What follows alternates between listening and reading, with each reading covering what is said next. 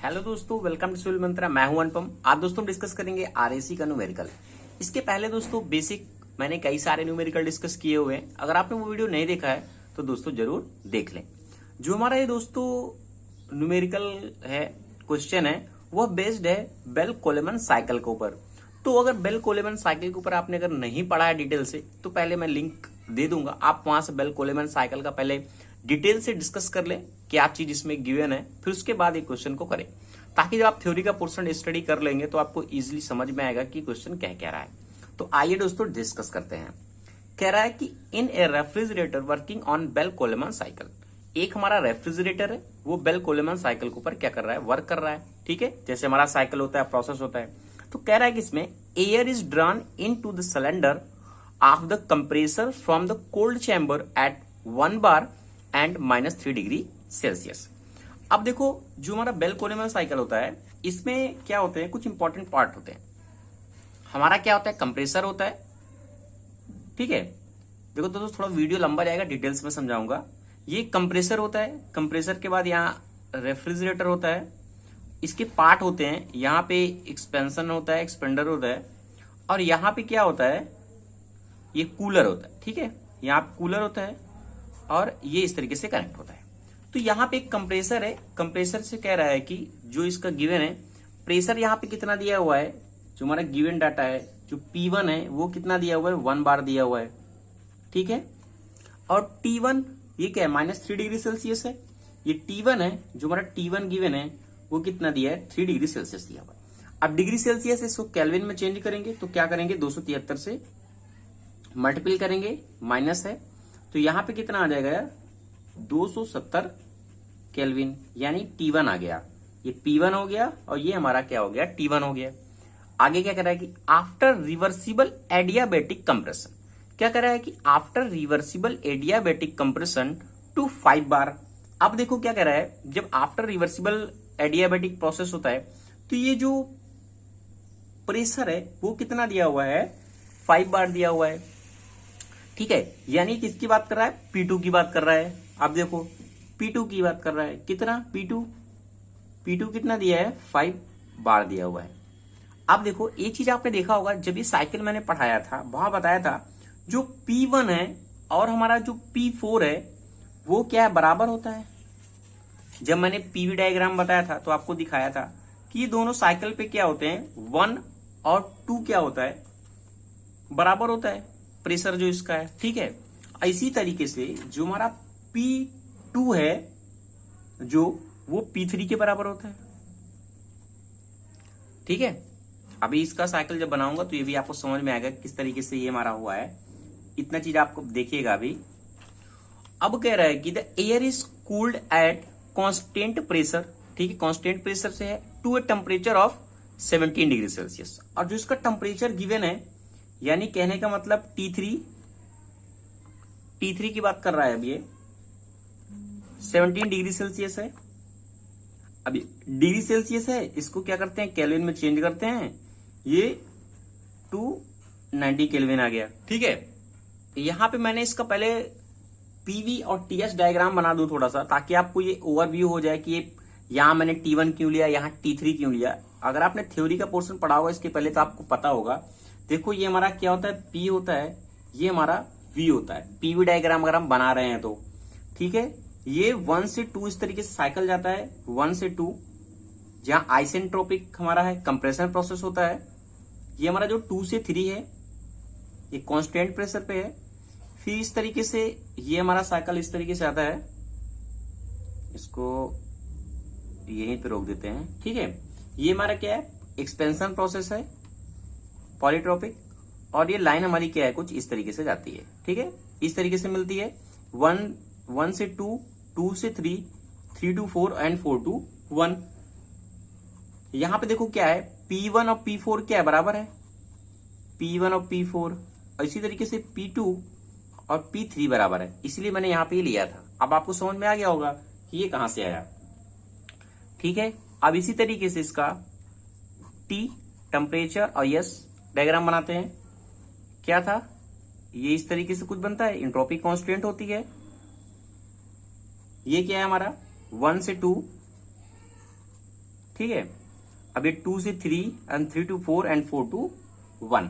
Okay, अब क्या है, यहां पे हमारा टेम्परेचर क्या होगा, यहां पे अगर हम देखें तो T2 होगा, यहां पे क्या होगा T3 होगा,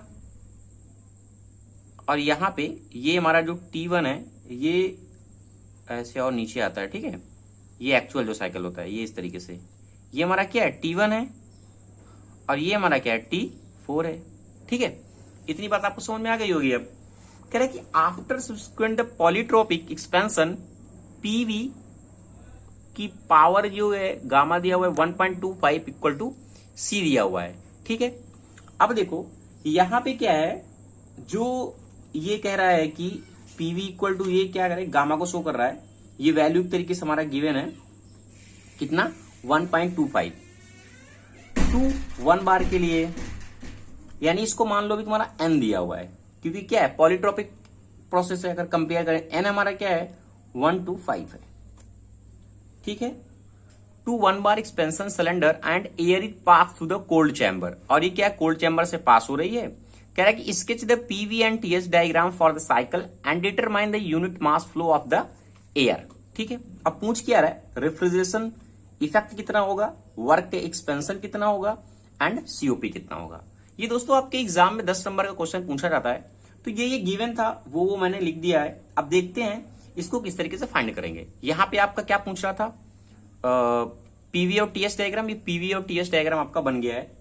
अब बात करते हैं नेक्स्ट, यहां से एक एक स्टेप सॉल्व करते हैं, ठीक है। अब ये आपको थोड़ा सा माइंड सेट कर लेना कि आगे था क्या था। अब देखो हम पहले बात करते हैं 1 से 2 के लिए। 1 से 2 हमारा जो प्रोसेस है वो आइसेंट्रोपिक है। आइसेंट्रोपिक कंप्रेशन प्रोसेस के लिए 1 से 2 अगर हम आइसेंट्रोपिक की बात करें, आइसेंट्रोपिक कंप्रेशन की, तो क्या होता है T2 upon T1 P2 P1 gamma minus 1 upon gamma, ठीक है। ये फॉर्मूला ऑलरेडी मैंने बताया था, पढ़ाया भी था। अब देखो P2 अपॉन P1, P2 हमारा कितना था, P2 कितना था 5 था, और P1 1 था। देखो P2 5 है, ये सारी चीजें आपको गिवन है अब, ठीक है। यहां पे क्या है 1.4 माइनस 1 और 1.4, ठीक है। ये वैल्यू होता है 1.4, ठीक है, क्योंकि एयर है ये, तो एयर के लिए हमारा जो गामा का वैल्यू होता है वो 1.4 होता है। तो ये हो गया। अब अगर हम इसको पूरा सॉल्व करेंगे ना, ये हमारा क्या है T2 अपॉन T1। अब इसको जब हम सॉल्व करेंगे तो ये हमारा 1.584 निकल के आएगा। ये आप सॉल्व करिएगा कैलसी से दोस्तों, नहीं तो और भी बड़ा हो जाएगा क्वेश्चन, काफी लंबा हो जाएगा। तो इतना सॉल्व कर लिया। अब देखो T1 भी हमें पता है, T1 कितना 270 केल्विन। तो क्या करो, यहां से T2 भी हमें मिल जाएगा। क्यों, ये हमने क्या किया, मल्टीपल कर दिया, 270 का केल्विन में आ गया 428 केल्विन। ये हमारा T2 भी हमें पता चल गया भाई, T2 भी पता चल गया। अब हमें रेफ्रिजरेशन इफेक्ट निकालना है सब कुछ, तो हमें सारी चीजें पता होनी चाहिए। तो यहां से हमने निकाल लिया एक, ठीक है। अब क्या है, हमें क्या करना है, इसी तरीके से 3 to 4 के लिए निकालना है, क्योंकि वहां पे हमारा प्रोसेस क्या होता है, पॉलीट्रोपिक होता है, ठीक है। किसना, पॉलीट्रोपिक एक्सपेंशन प्रोसेस हो रहा है, ठीक है। ये फिर हम अगर कह सकते हैं कि आइसेंट्रोपिक एक्सपेंशन है। तो यहां पे क्या है T3 अपॉन T4 था, और यहां पे क्या है P3 P4 है n-1 अपॉन n, ठीक है। अब देखो यहां पे भी सारी वैल्यू रख दो, P3 हमें पता है और P4 भी पता है, ठीक है। अब क्या है, ये वैल्यू हमारे गिवन था 1.25 माइनस 1 और 1.25। इसको सॉल्व करेंगे 1.38 आएगा, और ये T3 अपॉन T4 है। यहां से हमें देखो T3 और T4, T3 भी हमें पता था, देखो T3 पता है हमें, T4 यहां से मिल जाएगा। तो T4 हमें मिल जाएगा यहां से 1.38, कितना में T3 अपॉन T4, T4 चाहिए ना, तो T3 1.38 आएगा। तो कितना है 290 है और 1.38 है, ठीक है। तो यहां पे से जो आएगा ये 210 केल्विन, यानी T4 नियर अबाउट इतना निकल के आएगा 210। अब हमें चाहिए क्या, अब आ जाओ अपने क्वेश्चन के ऊपर, एक एक चाहिए क्या हमें, कह रहा रेफ्रिजरेशन इफेक्ट हमें पहले चाहिए। कितना, रेफ्रिजरेशन क्या चाहिए, इफेक्ट चाहिए, रेफ्रिजरेशन इफेक्ट चाहिए।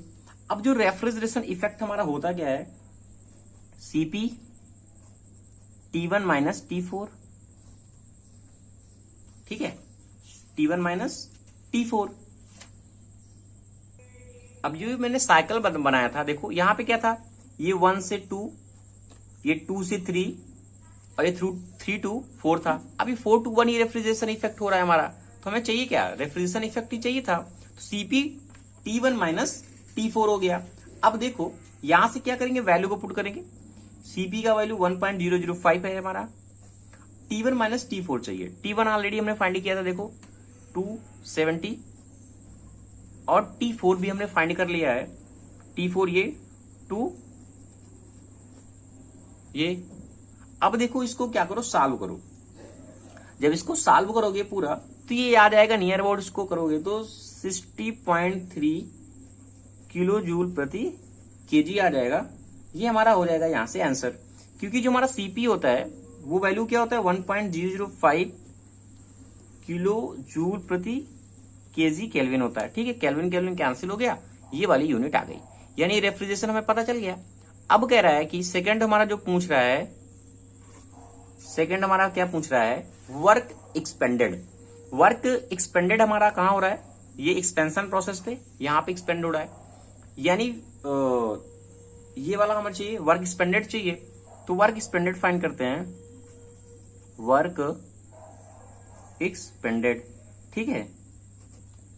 अब वर्क जो हमारा एक्सपेंडेड है, इसका जो मैंने फॉर्मूला निकाला था फाइनली, जब इसको हमने सॉल्व किया था एक्सपेंशन के लिए, तो हमारा जो फॉर्मूला आया था वो आया था gamma minus 1 R T2 minus T1 minus N अपान N minus 1 R T3 minus T4।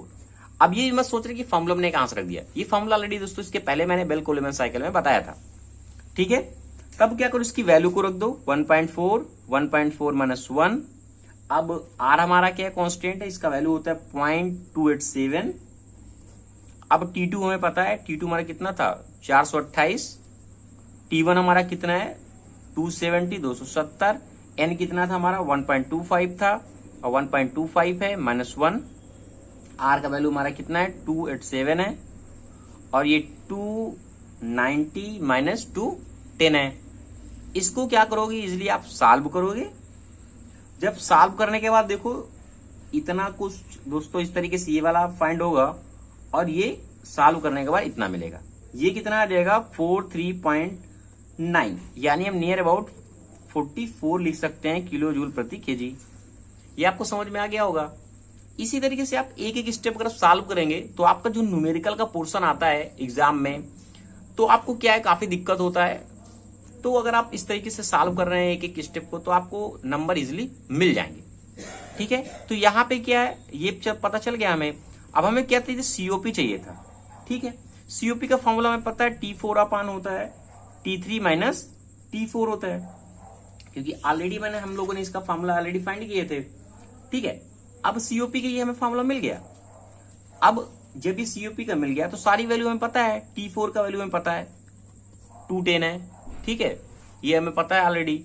T3 भी हमें पता है कितना है, 290 है, और ये हमारा 210 है। इसको सॉल्व करेंगे 2.625 आ गया।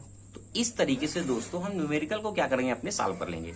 अगर मैं जो न्यूमेरिकल पढ़ा रहा हूं, अगर आप उससे भी समझ के धीरे धीरे करते हैं, तो कुछ भी पोर्शन अगर आप कर लिए तो आप एग्जाम में इजिली दोस्तों पास हो जाएंगे।